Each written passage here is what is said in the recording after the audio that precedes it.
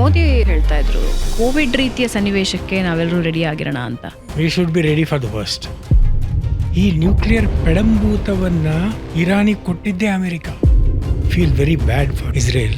ಉಳ್ಕೊಂಡಿರೋದು ಒಂದು 20 ಮಿಸೈಲ್ಗಳು, 15,000 ಜನ ಸೈನಿಕರು ಶಾರ್ಟ್ ಫಾಲ್ ಇದೆ. Strait of Hormuz does it belong to Iran?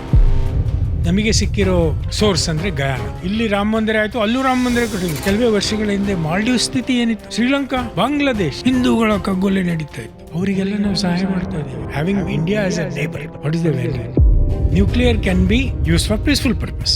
ಎಲ್ಲ ಬಾಂಬ್ ತಯಾರಿ ಮಾಡೋಕೆ ಶುರು ಮಾಡಿದ ಸದ್ದಾಂ ಹುಸೇನ್ ಇನ್ನು ಅವಾಗ ಜೀವಂತವಾಗಿದ್ದ, ಎಲ್ಲ ಕಡೆ ಹೇಳ್ಕೊಳಕ್ ಶುರು ಮಾಡಿದ, ನಾವು ಅಣು ಬಾಂಬ್ ತಯಾರಿ ಮಾಡ್ತಾ ಇದೀವಿ. ಈ ಗುಳ್ಳೆನರಿ ಪಾಕಿಸ್ತಾನ ಇದೆಯಲ್ಲ, ಈಗ ನಾವು ಸಂಧಾನ ಮಾಡೋಕ್ಕೆ ತಯಾರಾಗಿದ್ದೀವಿ.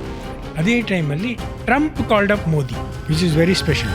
ಭಾರತದ ನಿಜವಾದ ಮಿತ್ರರು ಯಾರು ಸರ್? ಇರಾನ್ ಮುಂದಿನ ದಿನಗಳಲ್ಲಿ ಸೂಪರ್ ಪವರ್ ಆಗುತ್ತಾ ಸರ್? ಈ ಯುದ್ಧದ ಸನ್ನಿವೇಶದಿಂದ ಸಿಲಿಕಾನ್ ವ್ಯಾಲಿ ಆದ ಬೆಂಗಳೂರಿನಂತಹ ನಗರಗಳಿಗೆ ಇಫೆಕ್ಟ್ ಆಗುತ್ತಾ? ಸಿಲಿಕಾನ್ ವ್ಯಾಲಿ ಪರ್ಟಿಕ್ಯುಲರ್ ಆಗಿ ನೀವು ಹೇಳಿದ್ರಿಂದ ದ ಪೀಪಲ್